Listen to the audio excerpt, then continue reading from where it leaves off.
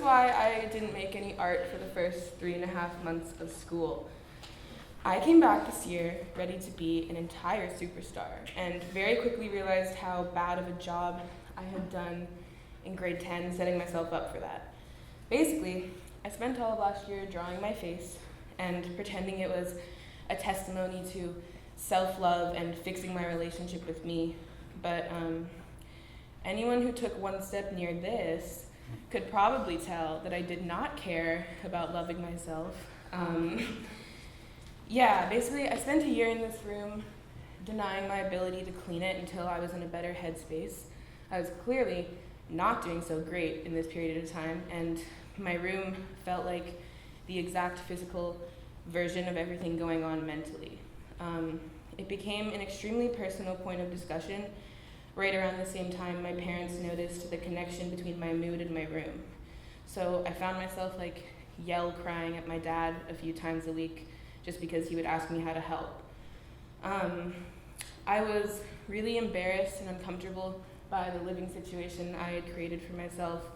I didn't even want to approach the idea of letting anyone understand how unreasonably fucked up my room was. The only thing I could do if I had to talk about it was cry. To me, that reaction made a lot of sense, but when my dad would ask me what the tears were about, I was never able to put into words everything they encapsulated.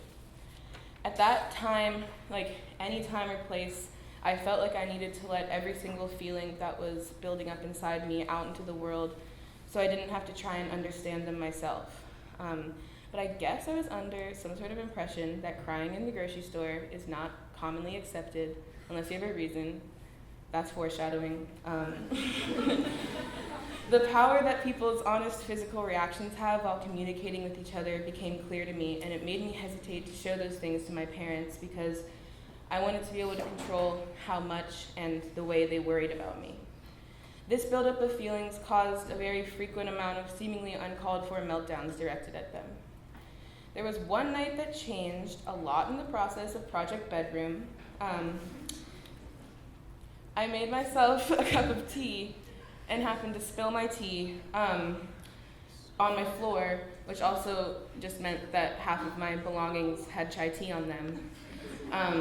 This was the sort of small inconvenience that put my situation into perspective for me, and I guess that night I was not having it, and in the most dramatic way I think I possibly could have, I ran out of my room to the hallway and I don't know if you remember this, but I just cried at my mom until I got to talking about how I was literally just decaying inside of my bedroom, and after a pretty good and honest conversation, I got to a point where I felt they were helping me in ways that were from a distance that made me feel like I could fix my problem.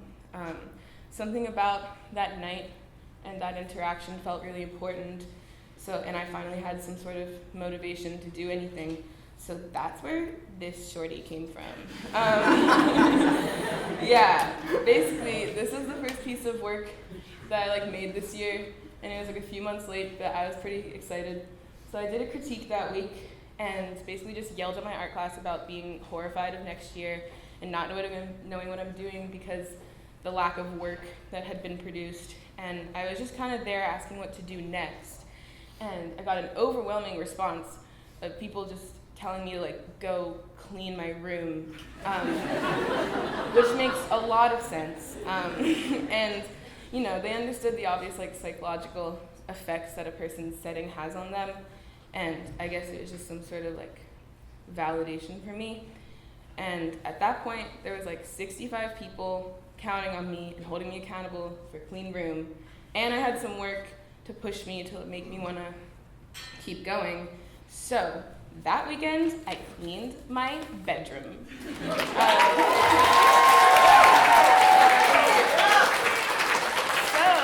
After I cleaned my room, I understood what I needed my work to do. I finally had proof for myself that the amount of accountability that comes with honesty is not something to be afraid of, and this is what's come from all of that.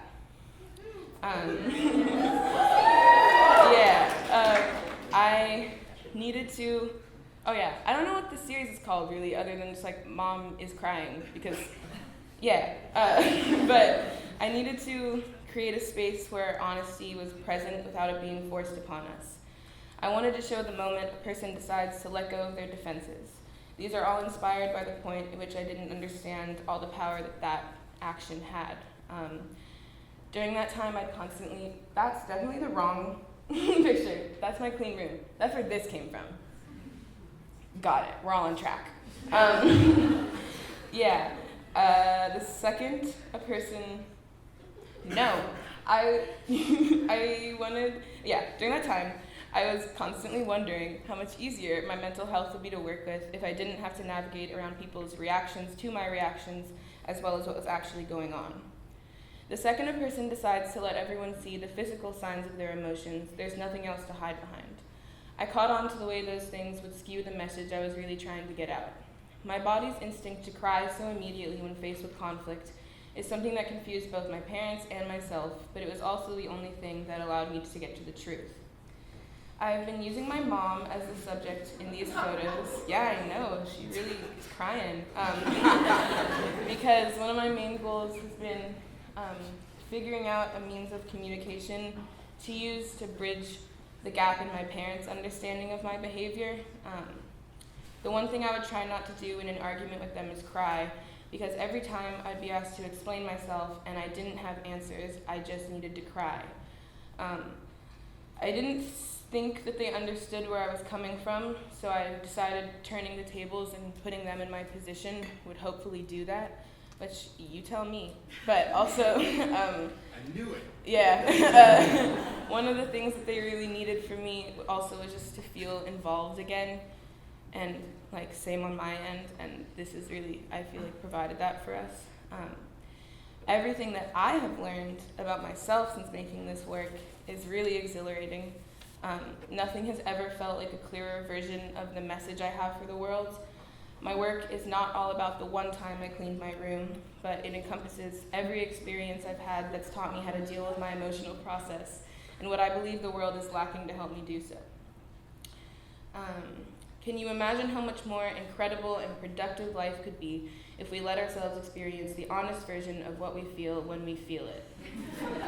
This work is taking me to that place, and it's a really amazing place, and the only reason it's happening is because I allowed myself to take my defenses down and lay everything out on the table for myself and everyone else. And yeah, I know you're all tired of probably hearing this, but none of that would be a thing if it wasn't for like the people that I'm around every day and the program I get to be a part of. It's like insane how lucky I've been feeling. Sorry to bring back to the things I actually wrote. I think you should cry in the grocery store if that's what you need to do. And you should also cry at the gas station if that's what you need to do. To finish off, I would like to show all of you a photo of my room at the moment. Shorty's not really been on that. I've kind of been using my art talk and this moment as an excuse to not clean my room. I see y'all looking at it. I know, you had no idea. So I'm probably gonna clean it. Cause yeah, there's a lot of, thank you.